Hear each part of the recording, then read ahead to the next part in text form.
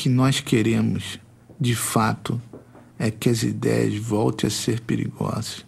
O que nós queremos, de fato, é que as ideias voltem a ser perigosas. Isso é digno de uma tatuagem, mano. Eu tatuaria isso no meu corpo. O que nós queremos, de fato, é que as ideias voltem a ser perigosas.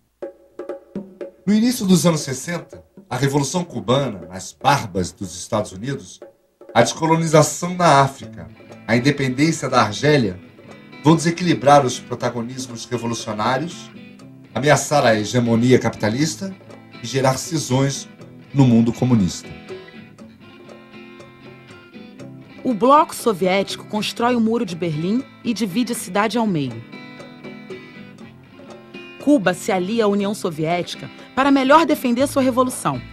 Os soviéticos instalam mísseis na terra de Fidel.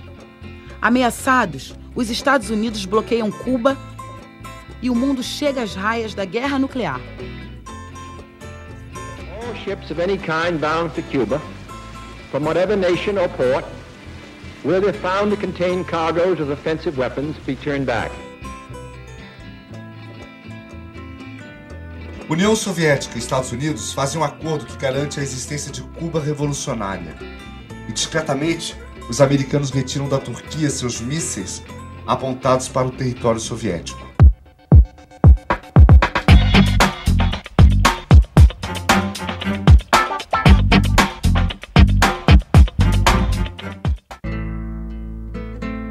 Os Estados Unidos invadem o Vietnã e são combatidos por um povo em armas. São criadas organizações internacionais de solidariedade, Tricontinental e OLAS. Entre Cuba, China e União Soviética, o Vietnã fica equidistante. Precisa de todos os apoios para expulsar as tropas norte-americanas de seu território. Was a check on the power of Western imperialism and that it was a resource that could sometimes be used. For example, at the time of the Cuban Revolution, it helped to provide an alternative to complete domination by the United States. And another notable example would be Soviet support and Cuban support for the struggle against racism in Southern Africa, and especially South Africa, seemed like a positive point. A China apoia revoluções armadas, faz um discurso internacionalista, mas na prática é extremamente pragmática e nacionalista. Tinha triunfado a Revolução Chinesa, né, em 49, e aí a loucura, né? Naquele momento a gente achava que estava certo, né? Tinha que fazer no Brasil o exército popular, né? Como era o exército chinês, mais ou menos isso, né? A influência chinesa aí era muito forte nesse campo. O Nordeste era atrasado, tem a predominância do movimento camponês, já tinha o negócio do Julião, das ligas camponesas, né? Aí o partido organizou um congresso no Nordeste. E nessa conferência surgiu uma tese que era o quê? Que havia no Brasil duas revoluções. Uma que era a Revolução Nacional, que era anti-imperialista e tal, mas no Nordeste a contradição principal não era o imperialismo, era o latifúndio. A revolução era camponesa, agrária, camponesa e tal, tá diferente da Revolução Brasileira, que é a Revolução anti-imperialista e tal. Quando eu completei 14 anos, no começo de 61, já estava configurado mais ou menos a cisão entre o que daria no PCdoB. E, embora o PCB só tivesse se materializado em janeiro de 62, mas as discussões já estavam ocorrendo desde a Revolução Cubana, né? Que havia setores do partido que voltaram a pensar em luta armada e a direção dizia que não, que o Brasil não é Sierra Maestra, o processo seria diferente e tal, né? O golpe de 64 no Brasil vai encontrar a esquerda despreparada e dividida. O período, digamos assim, mais agudo ditatorial, que foi o período de Garrastazu-Médici, nós tivemos aqui uma espécie de ditadura sanguinária, Uma ditadura que não tinha e não dava espaço democrático para ninguém. Isso levou o quê? A muitas correntes de esquerda, e não só corrente de esquerda, de democratas sinceros, de pessoas que queriam lutar pela democracia, buscar formas de luta. E essas formas de luta passou, digamos assim, a ter uma grande influência, uma grande notabilidade, as formas de luta armada para enfrentar a ditadura. Evidentemente que cada um procurou buscar essas formas de como realizar essas ações armadas. Em 64, que houve o golpe, né? Essa tendência já continuou dentro do partido, né? De luta armada, né? Via caminho pacífico e tal, luta armada. Aí eu me lembro, quando eu saí da cadeia em Pernambuco, teve um cara do partido que foi lá em casa, um cara que vivia meio legal e tal, foi lá em casa e me chamar para... Eu disse, não, eu sempre fui contra esse negócio, a nossa linha está correta e tal. A gente começou a discutir o caráter do golpe e tal, tinha claro que o golpe apenas sacramentou a nossa derrota política, né? Qual foi a resposta que o partido deu ao golpe militar? Ele ficou imobilizado. E ele, Marighella, ficou inconformado. Como é que um partido que pretendia transformar a sociedade, exatamente na hora mais grave, ele estava completamente imobilizado. Não podia mobilizar o povo para nada. Então vai se travar nesse quadro, depois de 64, uma luta interna dentro do PCB, que vai se definir com uma maioria no Comitê Central, liderada por Luiz Carlos Prestes e por Giocondo Dias, que propugnava uma postura de acomodação e de resistência bastante moderada e, no final de contas, de conciliação até mesmo com as forças mais à direita, e uma minoria que propugnava uma resistência ativa, inclusive encaminhando para a luta armada. Começamos a fazer essa resistência, foi em 67 para 68, até aí havia desfiles, passeatas de estudantes, os 100 mil, essas coisas, mas eram pacíficos, né? Quando passamos o protesto armado em 67, sobretudo em 68, né? Já fizemos isso divididos em várias organizações, sem unidade própria. Os comunistas são tão poucos e divididos em tantas correntes que esta é uma história muito difícil de explicar e impossível de entender. A trajetória de muitos militantes de esquerda era passar por 4, 5 organizações. Eles iam saindo de uma, entrando em outra, e quando eram presos, torturados, e porventura não aguentavam a tortura, eles sabiam de coisas de 4 ou 5 organizações, daquela em que se encontravam e de outras por onde tinham passado. Foi gerando agrupamentos, cada um que tinha uma solução para enfrentar os problemas da resistência. Você sabe que o Marighella, ele chegou a reunir com 19 grupos que queriam contestar a ditadura militar.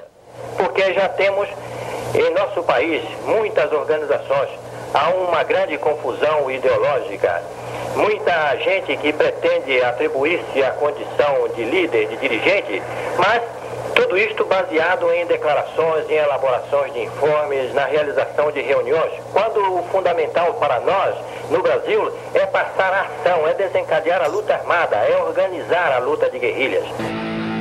Estudantes, ex-militantes do Partido Comunista e militares caçados engrossarão as fileiras da resistência guerrilheira.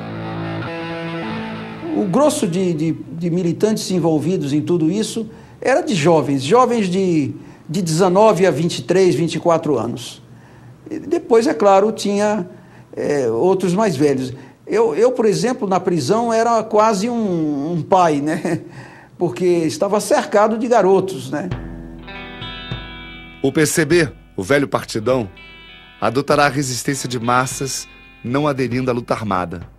o que não impedirá que a ditadura trucide meio comitê central do partido.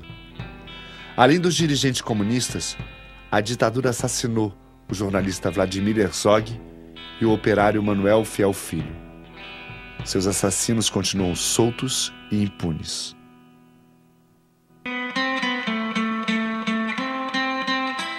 A concepção do PCdoB na época é que se deveria fazer uma espécie de luta armada com a experiência da China, ou seja, é um tipo de luta armada popular. Você ia para esses ambientes no interior, geralmente ambientes assim que permitiria a formação de lutas guerrilheiras ou formações militares irregulares, digamos assim, não é? Em terrenos que propiciaria isso, ou montanha, ou mata, no caso aí mata. Só que você levaria muito tempo para se ligar com o povo do local. E foi isso que o Partido Comunista do Brasil fez. Levou 8 anos, um bocado de gente indo para aquela região do Bico do Papagaio, não é? E ali se entrosou com o povo, começou a trabalhar com o povo, viveu com o povo. Quando já estava enraizado, eles achavam, portanto, que era o momento de começar as ações armadas. Então foi o processo de ação armada que durou mais tempo, durou 3 anos. O Exército teve que fazer 3 grandes campanhas de cerca e aniquilamento. Aliás, mobilizou um contingente maior do que mobilizou na Segunda Guerra.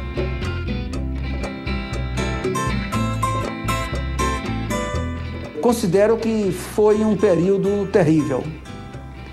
Período terrível mesmo para a esquerda. Foi um sacrifício enorme, né? Porque a direita foi implacável, sem dúvida alguma. Ela foi consequente, né?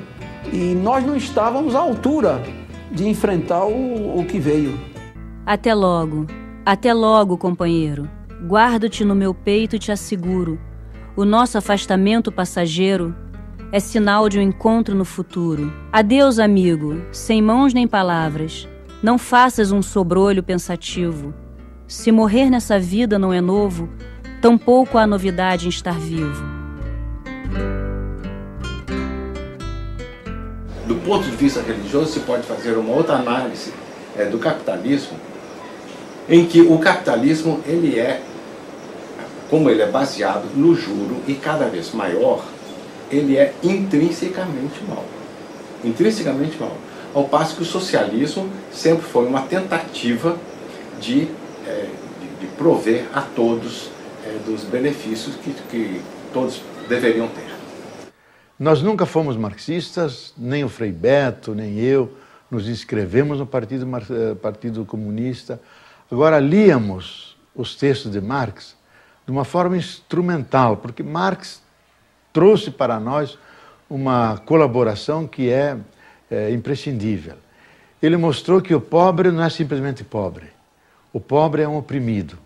O pobre é um empobrecido. Ele foi produzido por um conjunto de relações econômicas, sociais, ideológicas, que permite a acumulação de muita riqueza de um lado, à custa, é importante, à custa da pobreza do outro lado. Nós fundimos gente, nós arrumávamos dinheiro para o pessoal viajar, conseguimos condução para o pessoal viajar, né?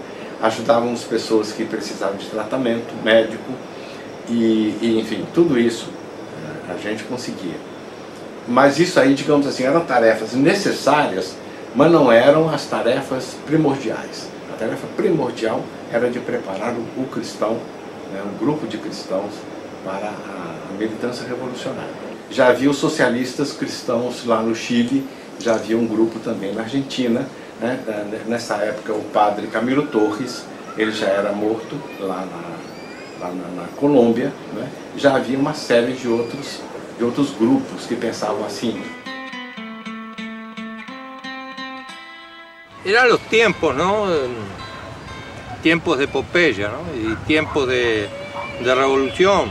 Toda América Latina y podemos decir que todo el mundo, Argelia, Vietnam, Cuba. Para nosotros, para la juventud de los 60, Ernesto Guevara no era solo una remera, sino que era un llamado a la lucha por la revolución. Me fui a Cuba a entrenarme para ir a Bolivia, ¿no? A pelear con el Che. Mientras estábamos en el entrenamiento, el Che fue asesinado en Bolivia. Por eso no llegamos.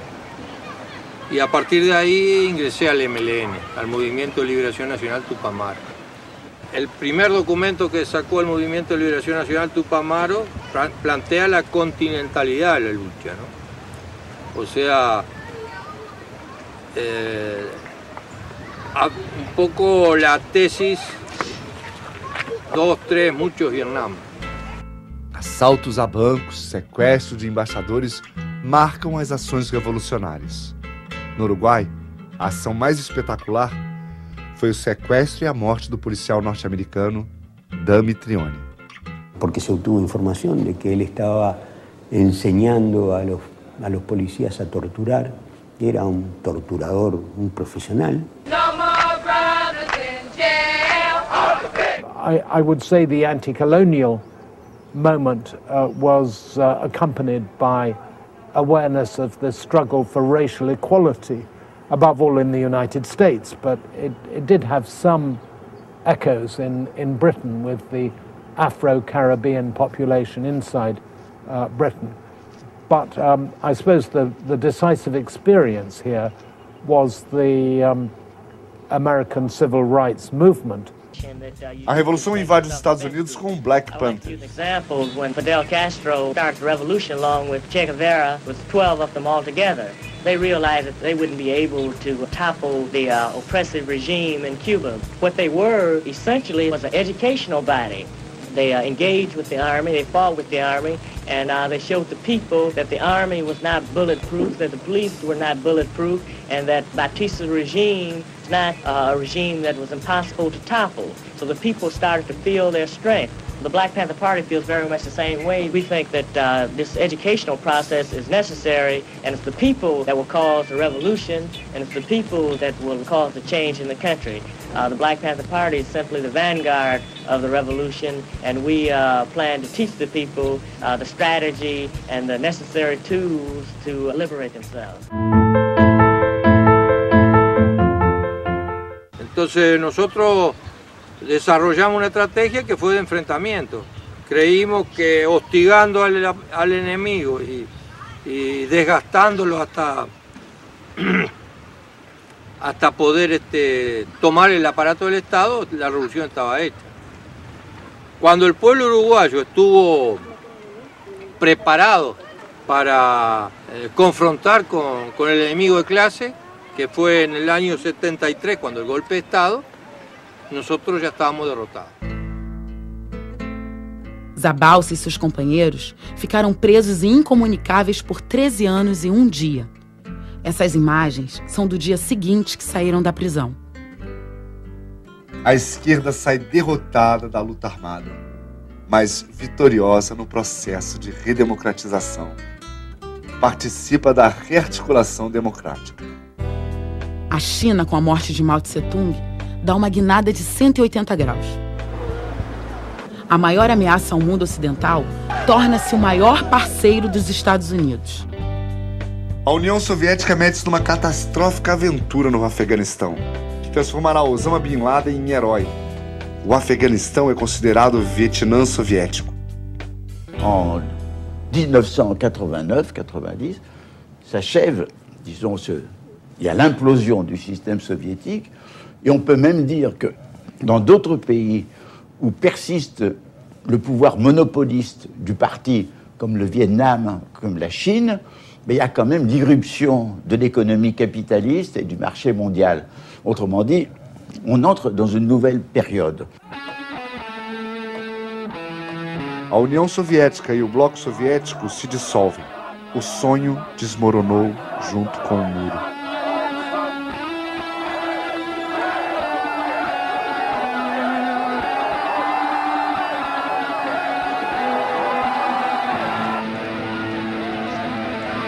Aquilo já era uma coisa esperada, né? Porque do ponto de vista, assim, acho que da audiência em geral, né? Aquilo teve um impacto muito grande, né? Mas aqueles que já acompanhavam desde a infância, desde a juventude, a trajetória do comunismo, né? Sabiam que isso, na verdade, até já tinha acontecido. Era só uma questão de tempo, né? Mesmo porque a União Soviética simplesmente não tinha mais condições econômicas, né, de manter o socialismo, né? Eu fui para a União Soviética em 89. Eu fui da última turma do partido que foi fazer curso na Escola de Formação de Quadros. Mas já na época do Gorbachev, uma outra coisa, nós não fomos estudar marxismo-leninismo, nós fomos estudar os problemas globais da humanidade. E nós já tínhamos absoluta clareza que o tecido social estava tão esgarçado que, por mais que o Gorbachev se esforçasse, já não daria em nada, né? O desabastecimento, as filas, o mercado negro. Aí você começa a sentir que o povo está cansado, que é um regime que teve glórias, mas também estava se esgotando, né? O que matou a União Soviética foi o capitalismo de Estado. Ela não conseguiu ser socialista. Depois da NEP do Lenin, o Stalin mesmo, ele não conseguiu, apesar de todo o seu poder, de toda a sua violência, ele não conseguiu criar a vertente verdadeira do caminho do socialismo. O socialismo real é um invento para disfrazar o capitalismo de Estado que existia na União Soviética y trasladar las ideas socialistas al campo de la utopía, ¿no? Es decir, el socialismo es una utopía y esto es lo real, pero lo real no era socialismo, era el más franco capitalismo de Estado, ¿no? Como um muro que desaba, que cai, essa poeira toda, digamos assim, essa atingiu, impactou o movimento, a nossa corrente. E uma das conclusões mais importantes dessa experiência inicial de construção do socialismo no século passado é que não existe modelo único de socialismo e não se pode passar de forma direta e abrupta da sociedade capitalista para a sociedade socialista. É preciso sempre um período de transição. De um lado a gente tem essa tradição, né, liberal clássica, né, que colocava a questão da liberdade individual, né, negada nessa perspectiva neoliberal. De um certo ponto de vista, a esquerda também ela se colocou, né, de maneira antagonizando com essa ideia, né, da liberdade, né, acusando a liberdade individual, né, como sendo, na verdade, quase que sinônimo do individualismo, né, e se colocou, na verdade, na perspectiva do social, né, daí a ideia do socialismo, né, do socialismo como se fosse uma dimensão de antagonizar com a ideia liberal. Eu só serei eu, como diria o filósofo Martin Buber, na medida em que tu fores tu. Quer dizer, um mundo em que vem o desenvolvimento do indivíduo e o endividamento da sociedade, os dois desenvolvimentos se harmonizando. Quer dizer, o indivíduo bem numa sociedade que está bem. Não adianta você fazer uma sociedade no qual o indivíduo esteja mal. Eu acho que o marxismo está sendo desafiado a existir, a continuar a existir, e na dependência de uma autocrítica feroz, valente, abusada. Então eu gostaria de participar desse movimento. E um pouco em função disso, dessa opção, eu não vejo a batalha do marxismo como definitivamente perdida. Embora eu perceba que, evidentemente, o marxismo renascente não será aquilo que era. Isso não há dúvida. Viver uma sociedade como essa, viver uma sociedade onde a dimensão da barbárie está colocada no nosso dia a dia, né? Então, para mim, o socialismo não é a solução. Eu diria, aí eu penso que é a importância da gente não trabalhar a utopia como alguma coisa que não seja passível de crítica. Eu diria que o socialismo é um problema que eu gostaria de estar vivendo. Não? Nesse sentido, é preciso problematizar o socialismo permanentemente, que é a única condição de não fazê-lo virar uma utopia cheirando a barbárie ali na frente. Una minoría de minorías sigue creyendo, seguimos creyendo. Porque yo no me bajé de la esperanza como si la esperanza fuera un caballo cansado. Seguimos creyendo que la pobreza es un resultado de la injusticia y que por lo tanto tiene remedio. Pero la idea dominante en el mundo de hoy es que la pobreza es el castigo, el justo castigo que la ineficiencia merece. Lo que implica un cambio de mentalidad muy importante. Eu acho que não estão fechados os caminhos de dizer que o mundo é esse aí, que vai ficar impossível. A humanidade não pode continuar gerando esses monstros, porque o que existe agora são sociedades que são monstruosas, né? Do jeito que elas se construíram hoje, do jeito que elas tentam sobreviver. Quer dizer, os povos estão sofrendo muito na maioria dos países, do mundo, né? Mas particularmente dos países considerados sempre mais pobres. Então eu acho que a humanidade, assim como você analisa a história, né, que feudalismo, depois capitalismo, depois socialismo, tudo isso, eu acho que a gente vai dar uma virada. Os povos vão virar essa situação. Em quanto tempo, eu não sei. Mas eu estou na briga.